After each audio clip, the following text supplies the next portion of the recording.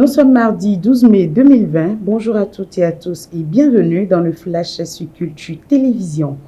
Mesures de riposte contre la COVID-19 dans les classes, l'approche par compétences en veilleuse. Après quelques semaines de congé suite au sévice de la maladie à coronavirus, écoliers pour ce qui concerne la classe d'examen et élèves des lycées et collèges ont repris le chemin des classes conformément à la décision du Conseil des ministres. Et pour freiner la propagation du virus, le gouvernement a prescrit certaines pratiques d'enseignement et d'apprentissage. Toutes choses devant permettre de sauver l'année scolaire sans pour autant favoriser une contamination massive des apprenants et enseignants. La fiche de bonnes pratiques pour les apprentissages élaborée à cet effet interdit entre autres l'envoi des apprenants au tableau, la circulation dans la classe, recommande la suppression pour la période du travail en groupe et l'adoption du travail individuel et la plénière.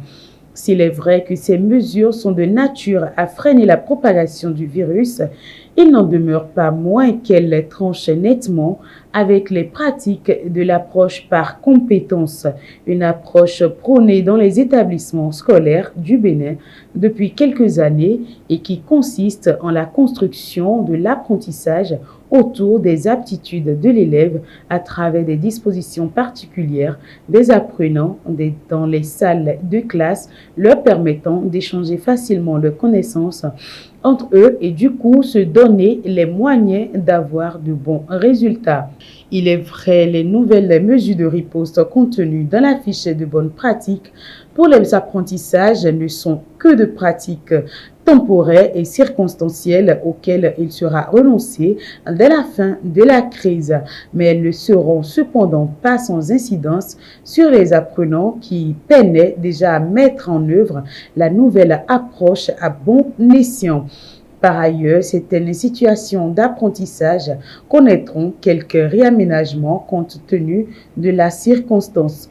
Tous s'accordent à reconnaître la pertinence de ces mesures de résilience. Cependant, nul ne connaît l'issue de la crise qui défie politique et scientifique du monde, d'où la nécessité d'une concertation entre les différents acteurs pour une harmonisation des points de vue afin de trouver des solutions durables et qui requièrent l'assentiment de tous. Célébration de la légende du reggae, coronavirus éponge les manifestations.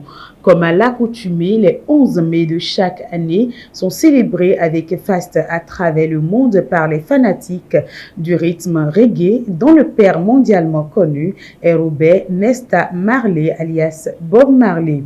Pour le compte de cette année 2020, tous les foyers de manifestation et d'ambiance sont restés déserts du fait de la crise sanitaire qui maintient l'univers tout entier dans un état d'alerte maximale.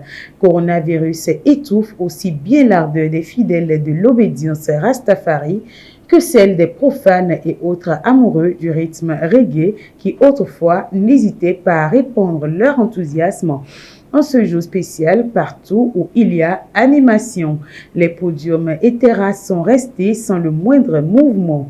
Sibyline de Souza, la première responsable de l'UACE, la structure artistique et culturelle des étudiants qui s'occupe chaque année de l'organisation de cette fête à l'université d'Abomey-Calavi, se désole de l'ambiance terne qui règne dans le haut lieu du savoir qui, de mémoire d'homme, n'a jamais présenté cette figure un 11 mai. Cette ambiance qui a régné à l'UAC n'a pas trouvé une autre coloration à Africa Sound City de Djababa ou à l'espace artistique et culturel Passerni de Serge Padono, encore moins à Artistic Africa de Ousmane Aledji. Dans ces endroits également reconnus et réputés dans l'organisation des manifestations comme les concerts, showcases, graffitis liés à cette journée, c'est le silence radio qui s'est imposé à tous les usagers et pour cause l'interdiction des rassemblements de plus de 50 personnes liées à la présence de la COVID-19. C'est une situation que les fanatiques de la chose accueillent malgré eux. Deuxième édition des Récico, les préparatifs vont bon train.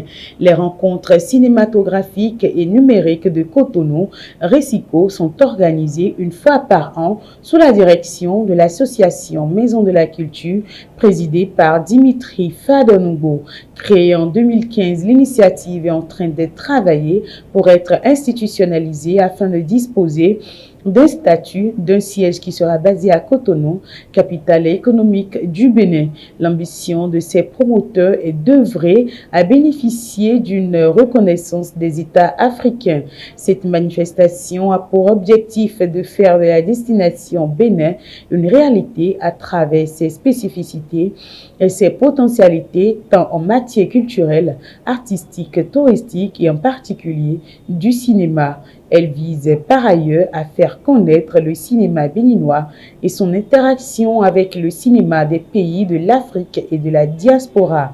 Aussi envisage-t-elle de promouvoir la culture et l'industrie cinématographique africaine, créer des espaces de dialogue, de communication et d'échange d'expériences entre les cinéastes africains et de la diaspora, établir des liens de communication et d'entraide entre les associations, les festivals et les fondations qui partagent les mêmes objectifs, puis à s'ouvrir sur les manifestations culturelles et cinématographiques à l'intérieur comme à l'extérieur pour établir des liens de communication et d'entraide. Le programme de la deuxième édition comprend des sections de compétition officielles ouvertes aux longs et courts métrages, de fiction documentaire, les séries télévisuelles et les films d'école remplissant les conditions suivantes. Réalisés par des cinéastes africains et de la diaspora, produits durant la période 2018-2020 et n'ont jamais été sélectionnés en compétition officielle dans un autre festival national. Fin de ce flash que je vous remercie d'avoir suivi. Passez une très belle journée en compagnie de nos programmes sur Culture Télévision.